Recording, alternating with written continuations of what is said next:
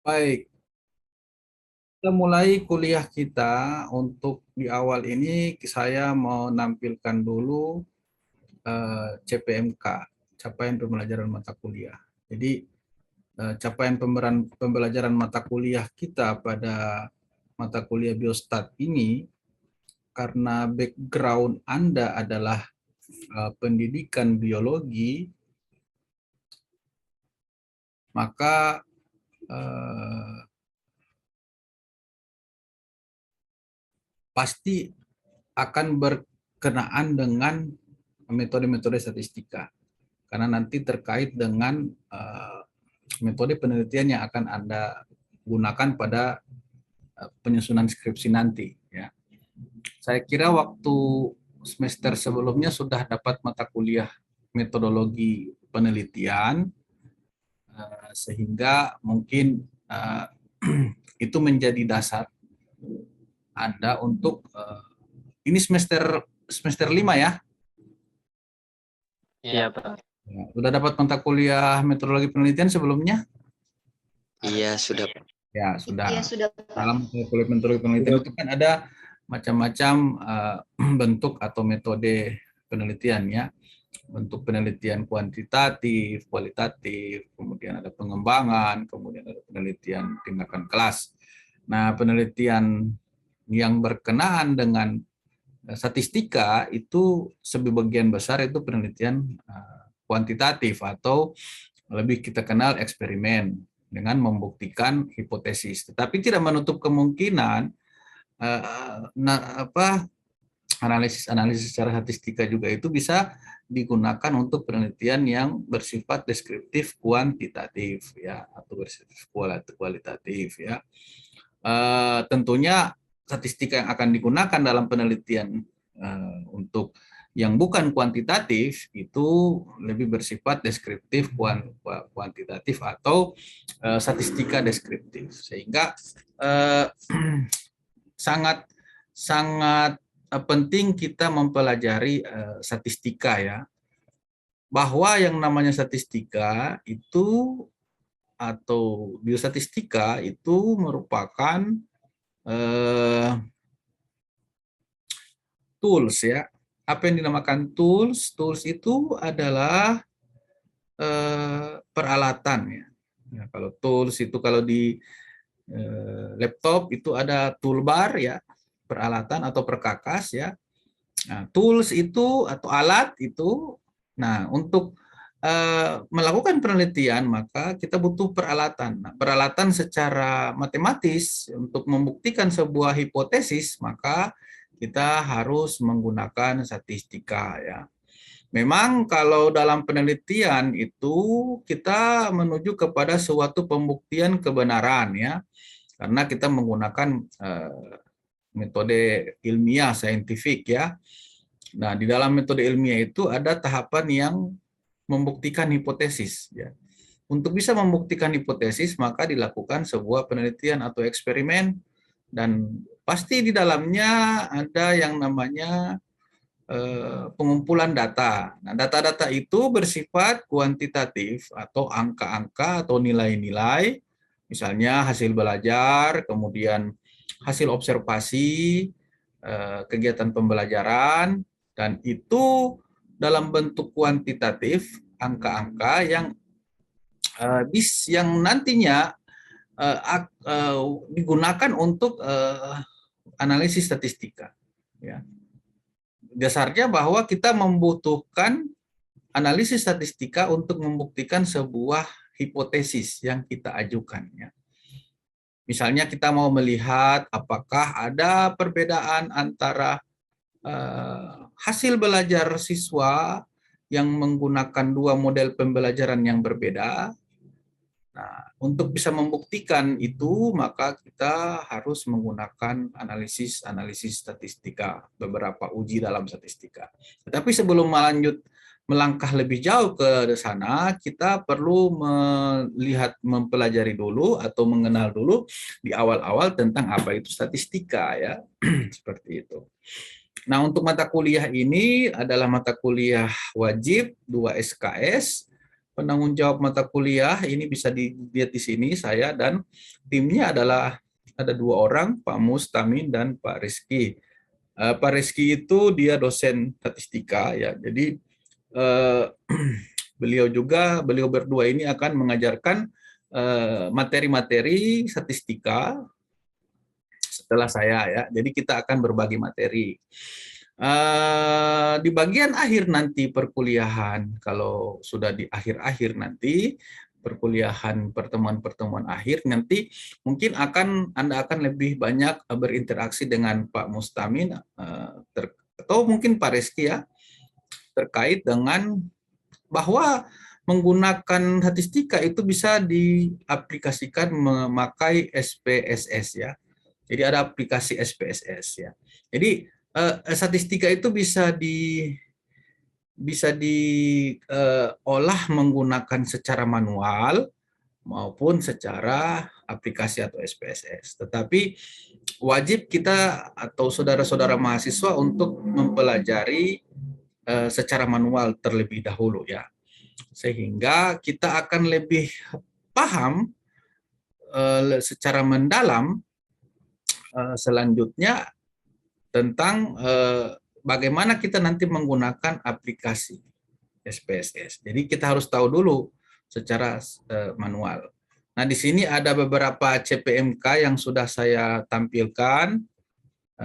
Beberapa CPMK ini yang akan menjadi materi yang kita akan pelajari selama 1 semester. Yang pertama, pengertian dan fungsi serta peranan statistika dalam memecahkan masalah biologi. Itu materi pertama. Kemudian yang kedua, membedakan berbagai jenis data. Ya. Jenis data. Jadi di situ kita akan belajar jenis data itu apa saja, ada berapa jenis data yang dipelajari dalam statistika, atau ada dalam penelitian itu ada berbagai macam jenis data ya, data penelitian ya.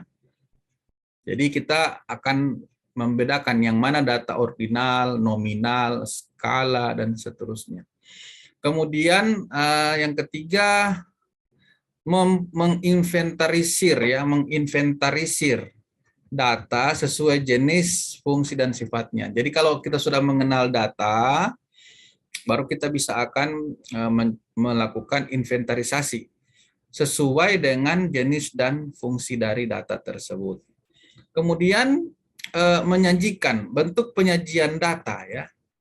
Bentuk penyajian data. Bagaimana bentuk penyajian data? Mungkin kita tidak sadari bahwa selama ini saudara-saudara mahasiswa sudah banyak juga berinteraksi dengan bentuk-bentuk dari penyajian data. Misalnya tabel ya, sudah pernah melihat tabel, grafik ya. Itu salah satu atau salah dua dari bentuk penyajian data. Kemudian materi yang berikut adalah permusatan data ya. Permusatan data itu mungkin kalau Anda di SMA pernah belajar matematika, pasti sudah pernah mengenal atau mengetahui atau mempelajari istilah median, modus, min atau nilai tengah, kuartil, desil, persentil.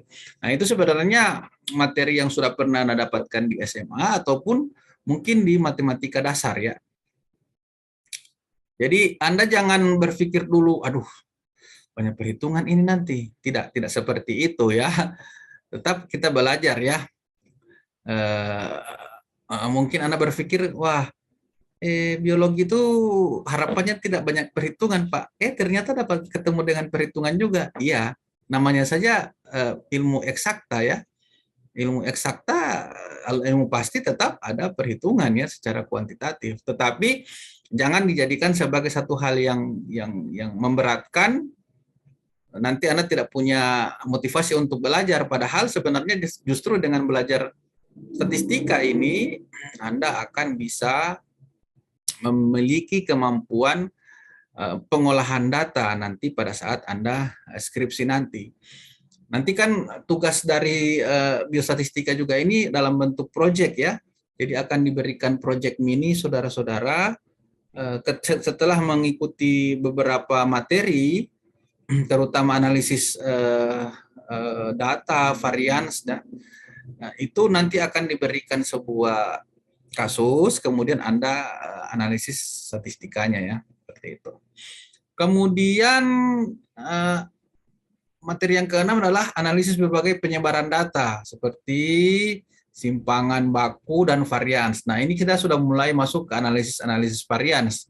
Analisis varians ini adalah analisis untuk membuktikan hipotesis ya, membuktikan hipotesis. Jadi intinya bahwa statistika itu digunakan untuk sebagai alat untuk membuktikan hipotesis ya.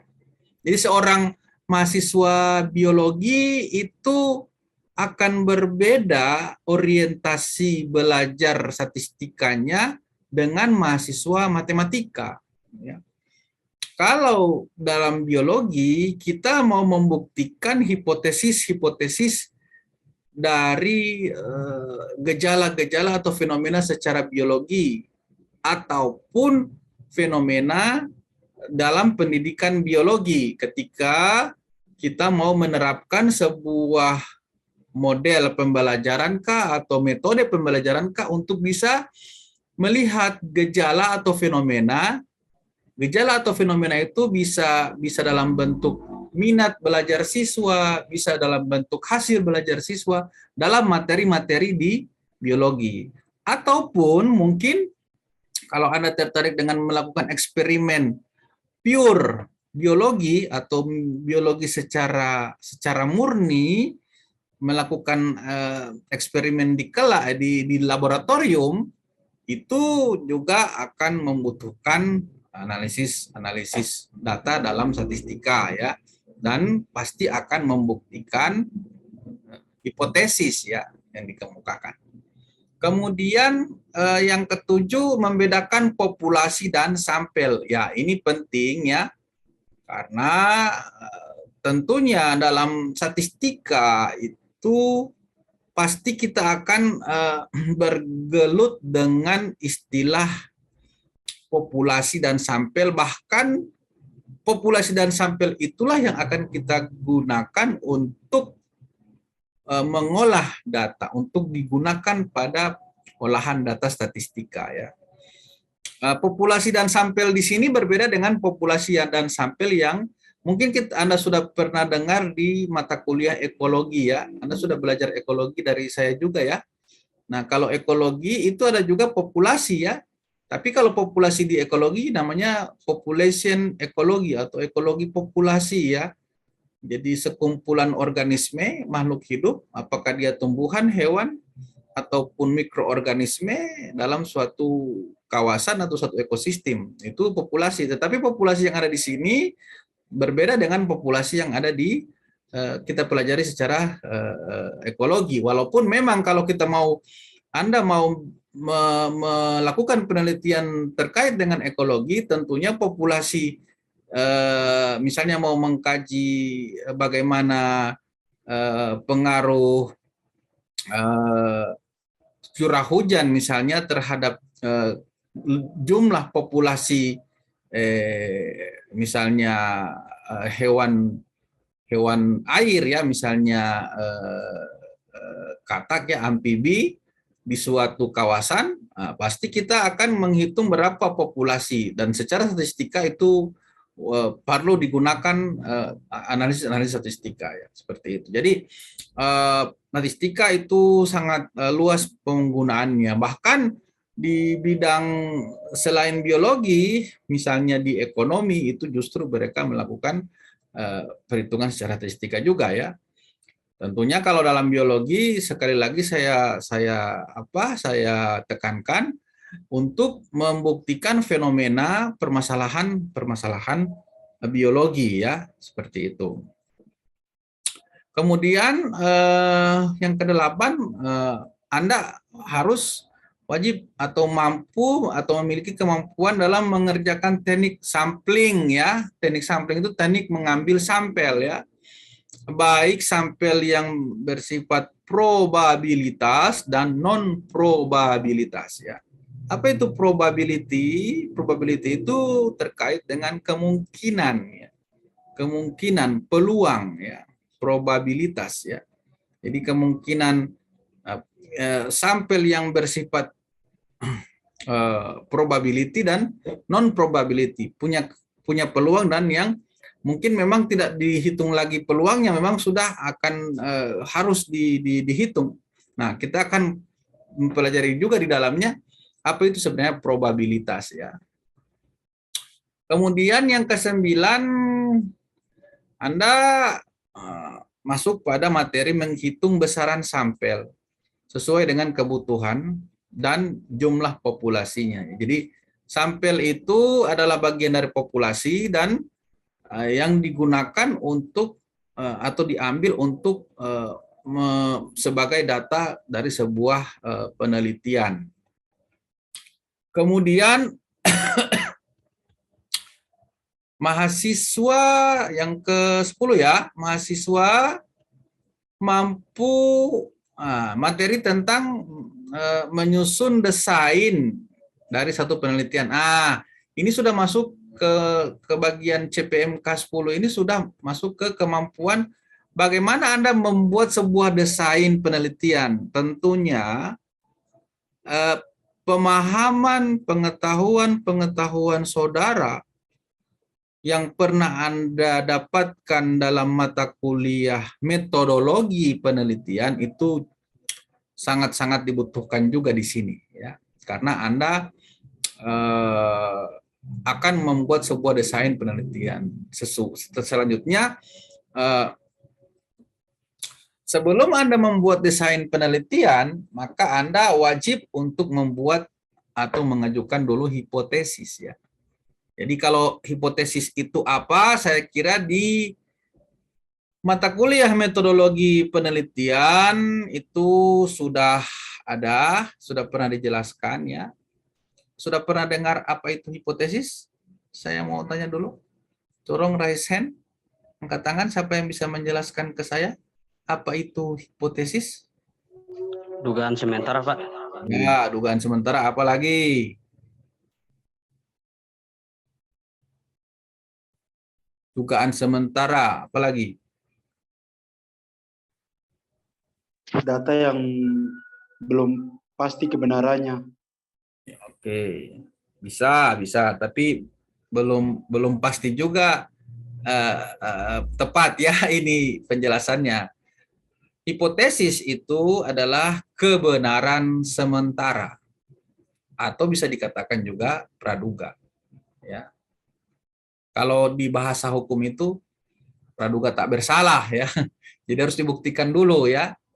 Jadi dugaan sementara atau kebenaran sementara dan harus dibuktikan. Cara membuktikannya menggunakan metode secara statistika dan membutuhkan data-data yang sudah disampaikan oleh Florentinus tadi, ya. Jadi data-data itu perlu digunakan atau dibutuhkan untuk bisa membuktikan hipotesis. Nah, data-data itu yang dari mana nanti kita akan pelajari di awal. Ada data, jenis-jenis data, kan, seperti tadi. Jadi hipotesis itu adalah satu kebenaran mutlak, kebenaran sementara atau praduga sementara.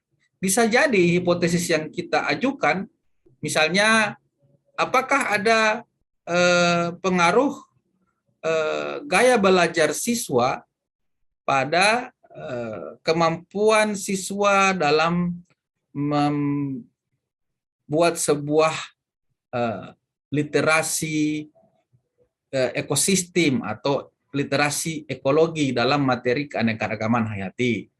Berarti kita harus membuktikan apakah benar gaya belajar itu bisa memberikan impact pada kemampuan literasinya. Maka kita butuh data terkait dengan apa itu literasi, ya, literasi dari siswa.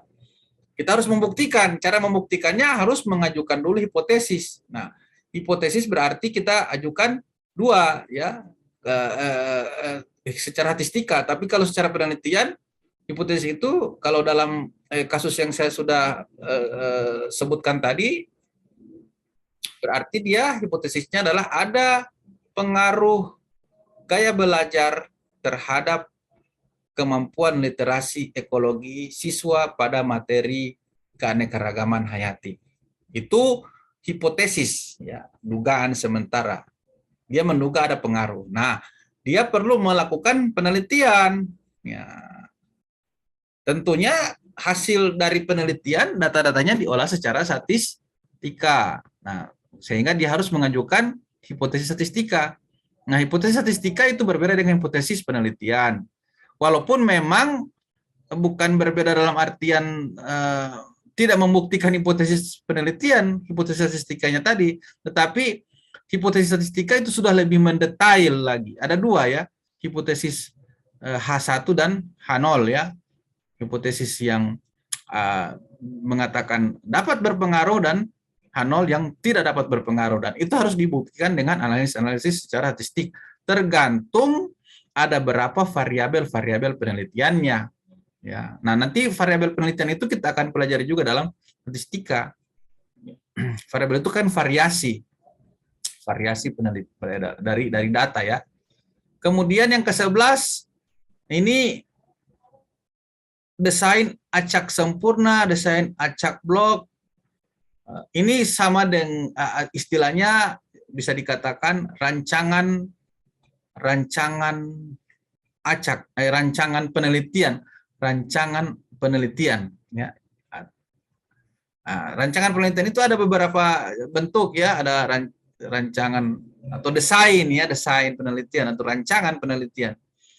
Itu berupa rancangan sempurna, rancangan acak lengkap atau acak sempurna, rancangan acak blok, busul sangkar, belah lintang, kasus kontrol maupun kohort ya. Jadi mungkin kalau Anda pernah dengar penelitiannya mahasiswa, kalau Anda pernah ikut, dan saya wajibkan Anda ikut mengikuti seminar-seminar proposal. Itu salah satu tugas dari mata kuliah biostatistika.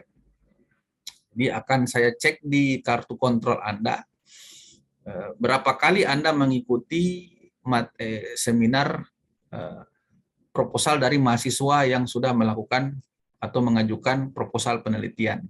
Itu wajib ya, salah satu tugas wajib dari mata kuliah ini. Ya, wajib ya. Saya akan cek. Karena nanti dari situ Anda punya pengalaman belajar bahwa oh ternyata ini yang tipe jaga bilang ini. Oh si A ini melakukan penelitian pakai eksperimen. Dia pakai kelas kontrol dengan kelas perlakuan. Oh, seperti ini ternyata dia mau menggunakan analisis ANOVA untuk bisa menetapkan apakah hipotesisnya benar atau salah, atau bukan seperti itu, bisa diterima atau ditolak ya. Seperti itu. Kemudian yang ke-12, ini sudah praktek ya, menghitung ya sama saja dengan yang tadi, menghitung uji prasyarat dalam statistika. Nah, ada namanya di statistika itu uji prasyarat ya. Ya, ada prasyarat yang parametrik dan non parametrik ya. Nanti kita akan bahas lebih dalam lagi. Teman-teman saya juga, dosen tim juga akan membahas rancangan analisis uji prasyarat ya. Kemudian yang ke-13 itu uji parametrik, yakni uji T, ANOVA, MANOVA, korelasi, regresi. Baik korelasi sederhana maupun korelasi ganda. Tetapi biasanya mahasiswa S1 itu lebih banyak menggunakan ANOVA satu jalan ya. Kalau MANOVA itu sudah tingkatan S2 ya. Biasa juga mahasiswa S1 bisa menggunakan korelasi. Kalau korelasi itu melihat hubungan ya. Hubungan. Kalau komparasi itu melihat perbedaan. Ada uji T itu melihat perbedaan. Kemudian ada pengaruh, uji pengaruh. Uji pengaruh itu menggunakan ANOVA. Ya. Nanti jabarannya akan kita pelajari lebih mendalam di materi kuliah. Kemudian yang ke-14, menghitung persamaan atau uji non parametrik. Kalau tadi kan parametrik, kemudian ada non parametrik. Nanti kita akan lihat apa sih bedanya statistika parametrik dan non parametrik itu, ya. Ada uji non parametrik Kruskal-Wallis, Friedman, uji Mann-Whitney, ada uji regresi log linear. Nah, ini ada pengerjaan secara manual dan juga ada kita bisa gunakan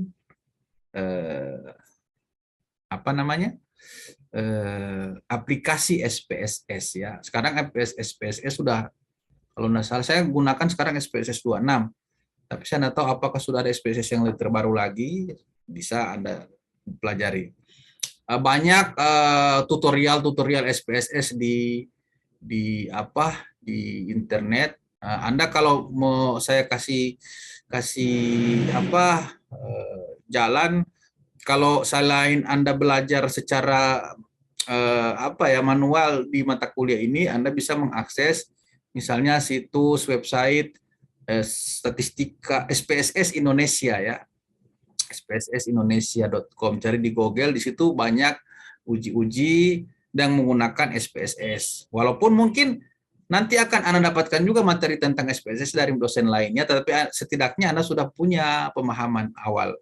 Tetapi Anda tidak akan bisa membaca hasil dari SPSS kalau Anda tidak memahami secara mendalam uji secara manual yang akan kita kerjakan nanti, ya. Jadi dengan saya Anda akan banyak belajar secara manual, menghitung secara manual, ya. Jadi persiapkan kemampuan saudara yang pernah Anda dapatkan dalam mata kuliah matematika dasar, ya. Ya, pernah belajar sigma, aljabar, ya, sigma, pernah ingat sigma, ya, sigma dan seterusnya, ya. Persamaan aljabar itu sangat-sangat dibutuhkan dalam melakukan perhitungan pada statistika, ya, biostatistika. Kemudian yang ke-15, tadi kan sudah parametrik, kemudian non parametrik. Nah, kita melihat menggunakan uji pembeda, ya, uji beda nyata, ya. Ini dikatakan uji lanjut, ya. Uji lanjut, ya. Uji lanjut itu untuk melihat benar-benar apakah berpengaruh atau apakah berbeda atau benar-benar berkorelasi atau berhubungan, ya. Jadi di statistika itu banyak kita kenal pengaruh, korelasi atau hubungan, dan perbedaan atau komparasi, ya, perbandingan. Anda akan banyak bergelut dengan itu. Kemudian yang terakhir, nah, itu pada aplikasi SPSS. Tetapi juga di samping aplikasi SPSS, Anda bisa gunakan Excel, ya. Saya kira zaman sekarang sudah modern, yang sudah akses informasi sangat cepat. Anda bisa mengakses lewat internet aplikasi-aplikasi baik SPSS maupun Excel, terutama tutorialnya, ya, tutorialnya. Jadi saya kira tidak susah untuk belajar biostatistika pada zaman sekarang ini, pada saat sekarang ini. Yang berikut yang perlu saya sampaikan bahwa Anda ingat betul-betul Anda mahasiswa biologi, ya. Anda mahasiswa biologi. Yang kita butuhkan dalam analisis statistika itu adalah bagaimana Anda menganalisis dengan menggunakan interpretasi logika biologi dari hasil statistika. Jadi hasil statistika itu kan hanya dalam bentuk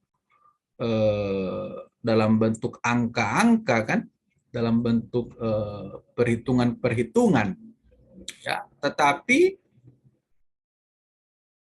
kalau Anda tidak bisa menginterpretasikan, tidak akan ada maknanya dalam biologi maupun pendidikan. Misalnya dia dapatkan menggunakan, dia mau mencari hasil uji ANOVA atau analisis varians. Nah, jangan dulu ke situ. Kita lihat dulu yang distribusi frekuensi ya.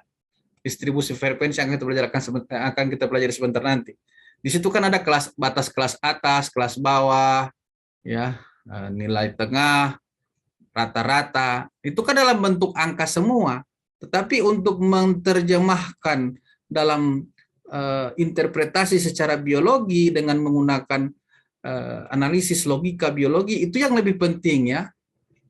Jadi Anda jangan terjebak hanya perhitungan-perhitungan secara matematisnya saja. Yang kita butuhkan itu adalah hasil, ya.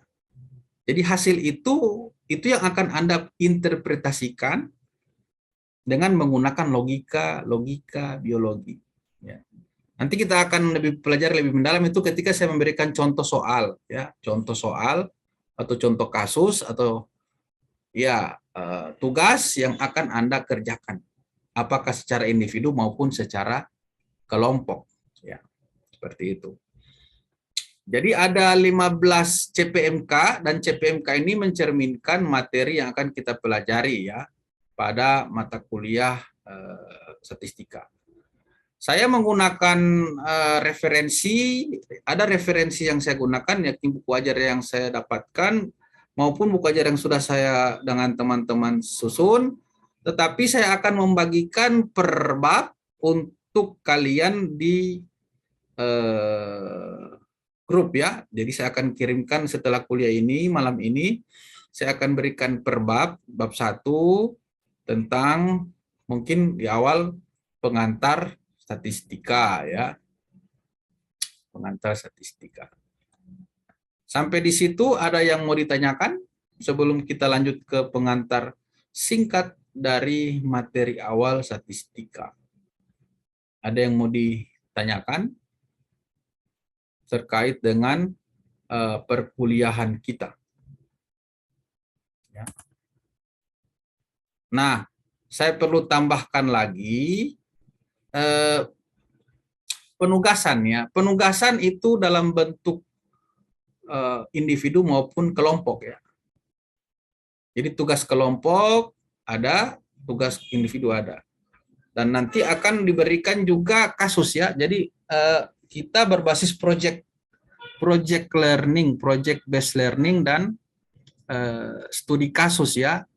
Tentunya studi kasus maupun project learning itu akan Anda kerjakan menggunakan kaidah-kaidah statistika ya, seperti ya. Jadi tugasnya seperti itu.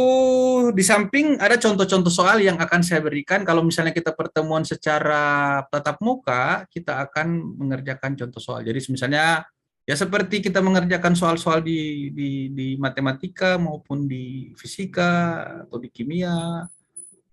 Contoh soal ya setelah kita pelajari. Tapi itu untuk memperlancar pemahaman Anda tentang suatu metode yang dipelajarkan. Tetapi ketika diberikan suatu tugas project learning maupun kasus, itu harus Anda kerjakan, dan yang akan saya lihat adalah kemampuan Anda di samping mengerjakan secara statistika sampai mendapatkan hasil, juga akan saya nilai kemampuan Anda membuat analisis dengan menginterpretasikan hasil dari perhitungan secara statistika dengan menggunakan logika biologi. Ya, seperti itu. Misalnya saya kasih contoh kasus, misalnya coba bikin percobaan secara kecil-kecilan ya, secara mini ya, percobaan mini misalnya mau melihat perbedaan dari pertumbuhan vegetatif sebuah tanaman yang diberikan perlakuan berdasarkan dosis yang berbeda, ya, pupuk misalnya 30%, 50%, 25%, 0%, kemudian dilihat berapa dia punya, apakah ada pengaruh perbedaan dosis pupuk itu pada pertambahan pertumbuhan vegetatif tanaman yang diuji coba. Itu contoh ya, contoh. Nanti kita akan pelajari. Itu contoh kasus ya. Kemudian saya coba dulu bagi materi ya. Waktu kita masih ada 15 menit ya, saya menjelaskan secara singkat dulu statistika tentang pengantarnya. Coba share materinya di sini. Udah kelihatan? Udah kelihatan? Sudah, Pak. Baik. Sudah, Pak.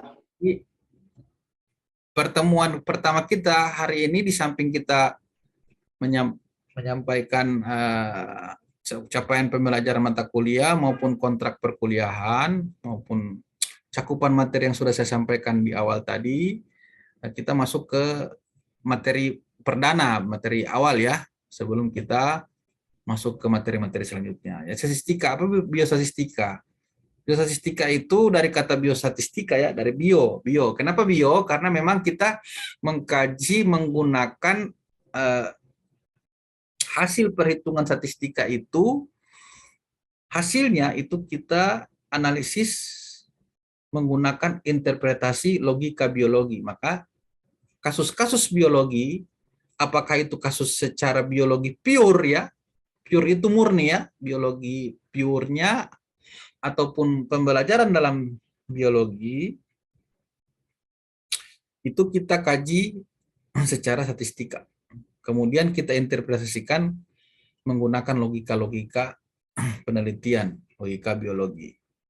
Nah, statistika itu sangat berkaitan erat dengan penelitian. Bahkan bukan berkaitan erat, memang bagian dari proses penelitian.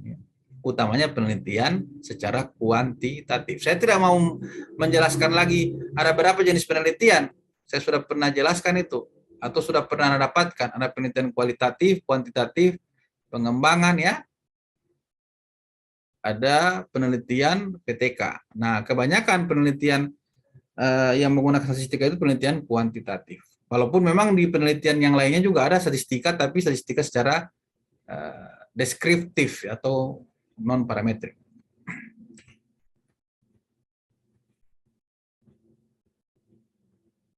Nah, ini penggunaan statistika dalam penelitian. Kegunaannya adalah apa?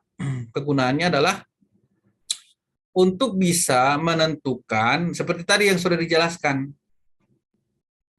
apakah jawaban sementara atau hipotesis atau kebenaran sementara atau dugaan sementara dari satu masalah penelitian yang kita akan teliti, setelah dilakukan uji coba, apakah dia bisa diterima hipotesisnya atau tidak, maka kita membutuhkan statistika sebagai alat untuk bisa menentukan apakah statistika itu bisa, apakah hipotesis itu bisa diterima atau ditolak. Itu intinya di situ ya. Berarti sebagaimana yang pernah Anda dapatkan dalam mata kuliah metodologi penelitian, yang pertama dicari atau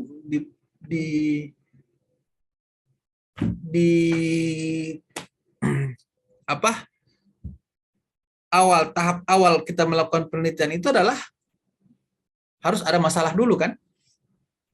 Nah, masalah itu memerlukan jawaban. Nah, proses menampakkan jawaban itu adalah proses ilmiah atau proses saintifik. Saya tidak menjelaskan lagi itu karena memang sudah di dalam penelitian, sudah metodologi penelitian sudah ada aktivitas itu yang dijelaskan ya, dari mengemukakan, mencari observasi, mengemukakan masalah, kemudian menentukan jawaban sementara atau hipotesis, kemudian melakukan eksperimen. Eksperimen itu pengumpulan data ya, data yang diperoleh kemudian diolah secara statistika. Hasil dari statistika itu nanti akan diinterpretasikan sehingga dapatlah sebuah kesimpulan. Nah, Proses penelitian itu adalah proses untuk mendapatkan jawaban. Saya ulangi lagi, proses penelitian adalah proses menentukan jawaban dari masalah yang kita mau kaji. Tentunya di dalamnya kita pasti kalau kita mau melakukan penelitian secara kuantitatif, maka dia harus menggunakan statistika.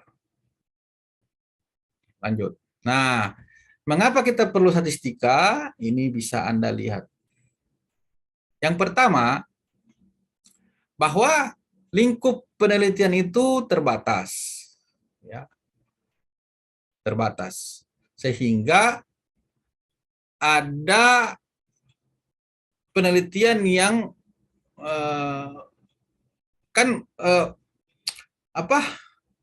tujuan akhir dari penelitian itu kan mendapatkan jawaban, ya. Kalau dalam filsafat itu kan kita meneliti itu untuk mendapatkan kebenaran, toh, untuk membuktikan kebenaran. Nah, jawaban dari penelitian itu ada jawaban penelitian yang berlaku dalam ruang lingkup yang diteliti.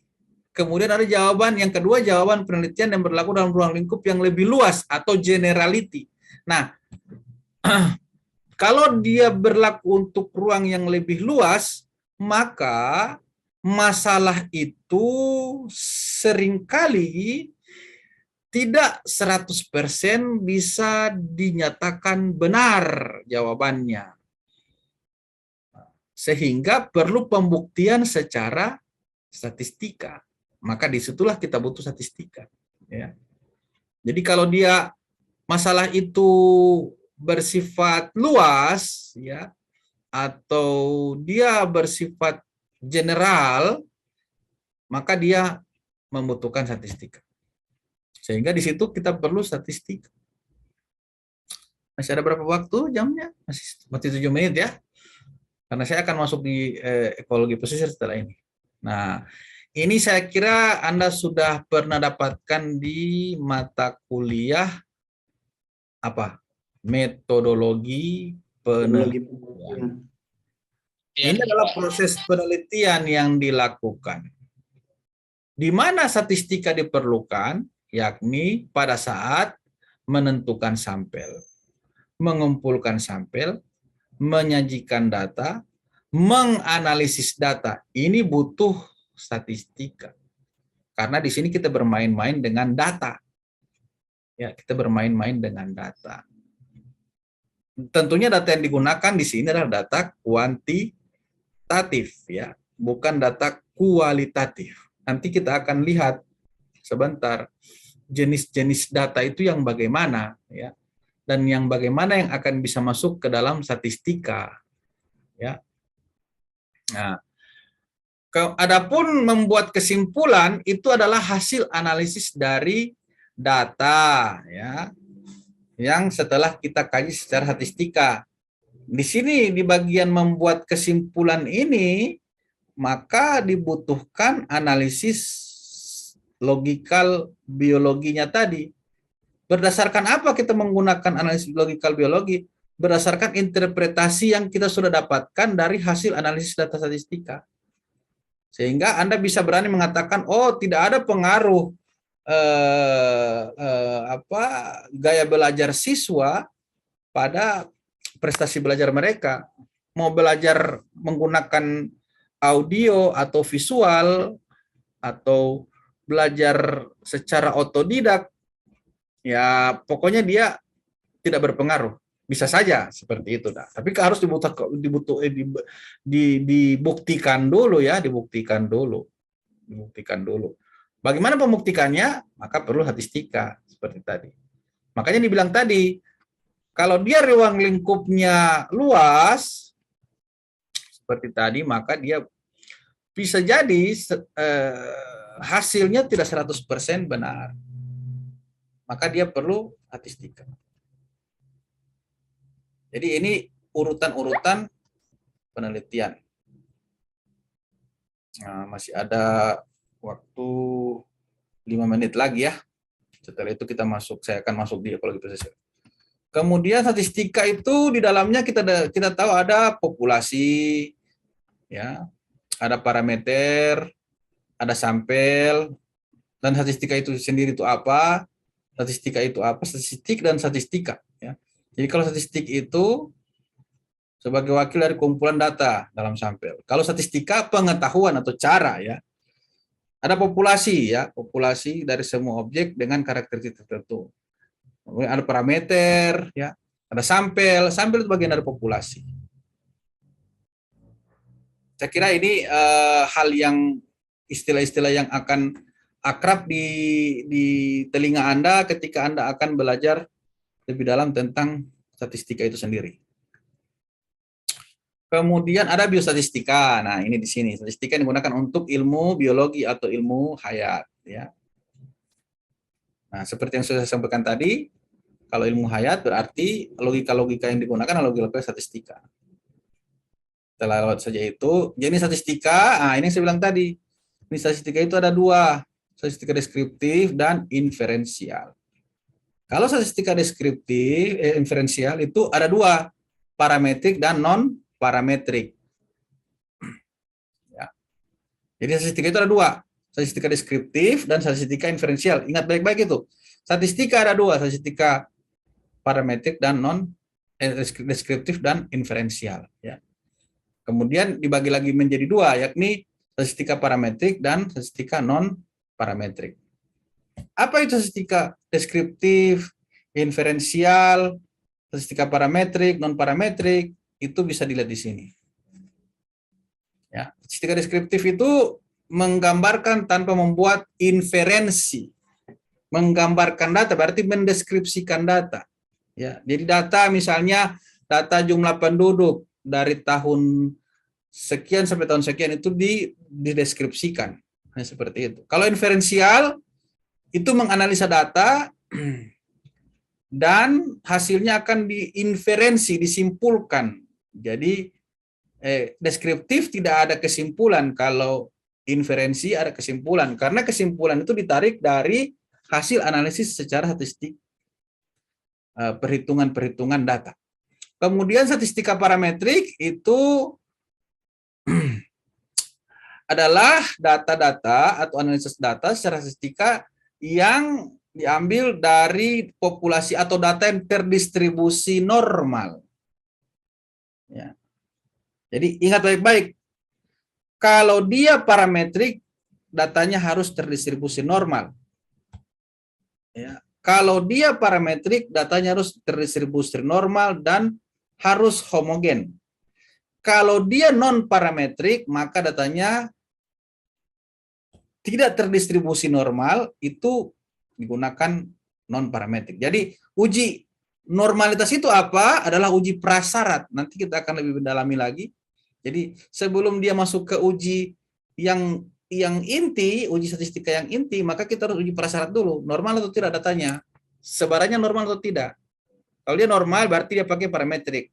Kalau non-parametrik, kalau dia tidak normal berarti dia non-parametrik.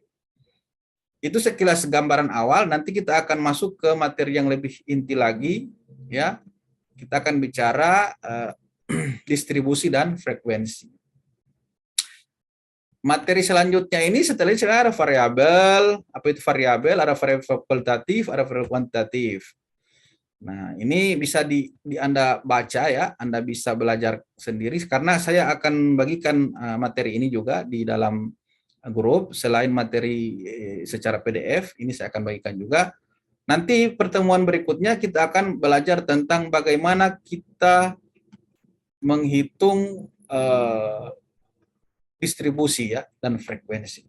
Saya kira untuk malam ini cukup dulu karena masih pengantar, dan saya minta ketua kelasnya untuk WA saya nama-nama yang tidak hadir, bukan nama-nama yang hadir ya, nama-nama yang tidak hadir saja yang di WA ke saya. Di Japri ya, ketua kelas. Dan materi ini saya akan share ke grup kelas statistika yang kelas A ya. Saya akan share. Saya stop share dulu. Baik, untuk saat ini saya selesaikan dulu karena saya sudah masuk di mata kuliah ekologi pesisir. Kalau ada pertanyaan di skip dulu, simpan dulu, kita akan diskusikan minggu depan. Tetapi Anda saya wajibkan mempelajari materi yang akan saya share sebentar di grup, karena minggu depan saya akan menanyakan kembali, merefleksi apa yang sudah saya sampaikan malam ini secara satu persatu ya. Untuk absensi, tolong ketua kelas setelah kuliah ini, setelah kelas ini saya tutup, dijapri ke saya ya nama-nama yang tidak hadir. Demikian. Ya, baik, Pak.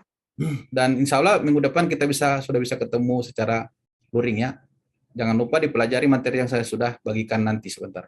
Demikian, Assalamualaikum warahmatullahi wabarakatuh. Waalaikumsalam.